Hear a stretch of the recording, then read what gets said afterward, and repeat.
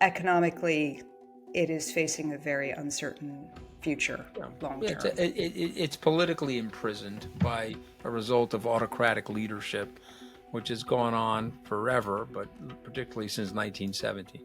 Mr. Trump has told many of us that the way to end the war with the Ukraine is just give up the Ukrainian territory to the Russians. It's complicated. You and I both know this because the Ukrainians gave up their nukes in exchange for peace and security guarantees from the West. And so it's just an interesting thing. And I tell my friends, okay, so let me get this straight. Finland and Sweden, they're bordering Russia.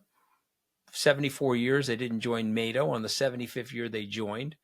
What does that tell you? There's more people in those areas. They're worried about Vladimir Putin encroaching upon their land and besmirching their sovereignty. This is a guy that wants to stay in power and project warfare.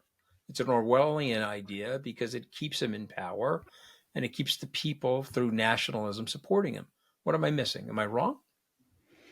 No, I think you're right, and I think that the interesting thing about a possible Trump second term is how is he going to deal with Putin a second time around? You can give him what he wants.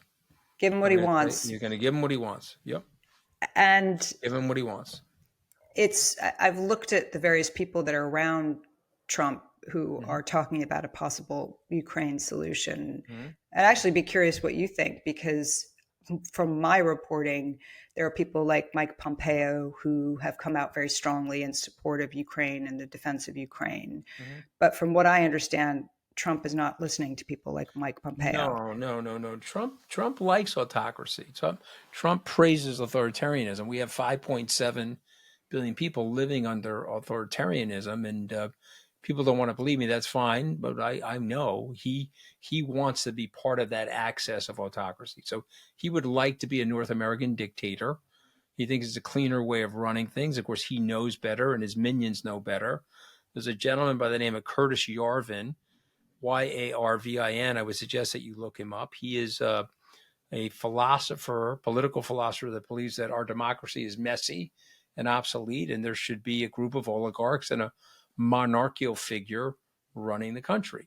And so J.D. Vance is an acolyte of this man, Peter Thiel, and these are the guys that are now surrounding Donald Trump, writing things like Agenda 47, writing things like Project 2025. And it's about being white, Stephanie. If you really want me to tell you, we're white. This is their messaging. You mean black and brown people? There's going to be more of those people than the white people? Yes. Okay, so that means that black and brown people could actually run the country because of the way the demographics work? Yes. Okay, well, we don't want that. We want white people to run the country. So let's change the rules. We no longer want the democracy. That's the message. Okay, and by the way, because there's a Cassandra effect on this. You tell people the truth, and the truth is so startling they don't want to believe the truth. Okay. But I would rather tell the truth because I've got 5 children and I love my country. The country's been very good to me. I made a mistake supporting him because I didn't see all of this malevolence in the beginning.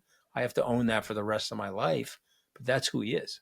And that's what he wants. And that's why your book is so fascinating, by the way, because he's not a great reader, but if he read your book, he would steal items out of your book that Putin has done. He would try to use them in the United States. Absolutely.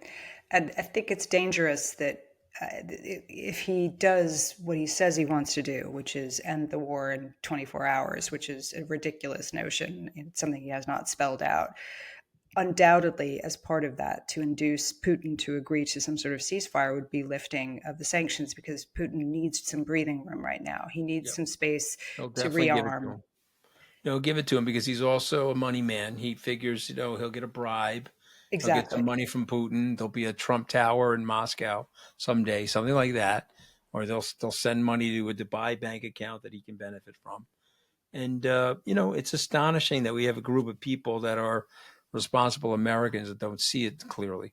Okay, so we're at the point in the podcast where me and my producer, we come up with 5 words based on your book. And so I'm going to read out the words, and then I want you to think of what comes to mind when I say the word.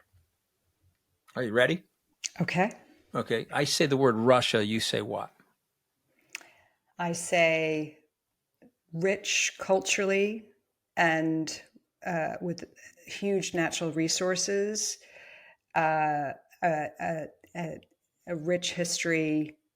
Um, Economically, it is facing a very uncertain future Yeah, long yeah term. it's politically imprisoned by a result of autocratic leadership, which has gone on forever, but particularly since 1970.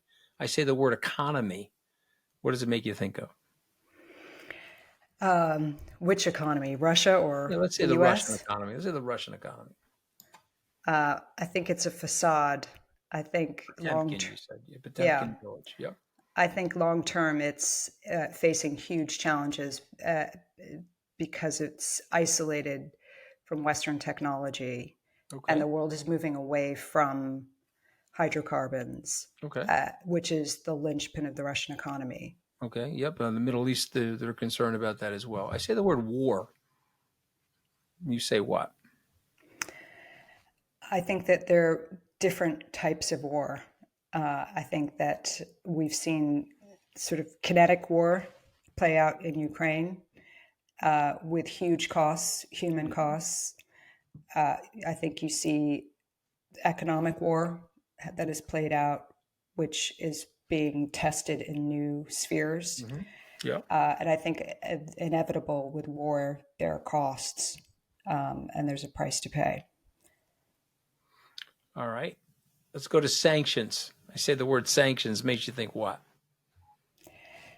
A limited tool, but a powerful one if deployed correctly. I think it's a the new. I think it is the new form of warfare. It is akin to cyber warfare now. I Mm-hmm. think we're developing this as a sophisticated tool to attack other Mm-hmm. economies in ways that we never have imagined just Yeah, a few it's years interesting ago. because after reading your book, I hear the word sanctions. I think of crippling. I think it is a weapon that the United States has that it can wield that no other country can wield. And it's something that Donald Trump, by the way, would redeploy. Okay, Yes. he would redeploy it and he would turn it on the United States and the West. And so, anyway, all right, my Oh, last one. Okay, go ahead. I'm sorry, please. you've seen Europe deploy sanctions in a way that we haven't seen before since 2022, using the euro in a similar way, obviously with a lot more infighting and Yeah, it's less harder. consensus.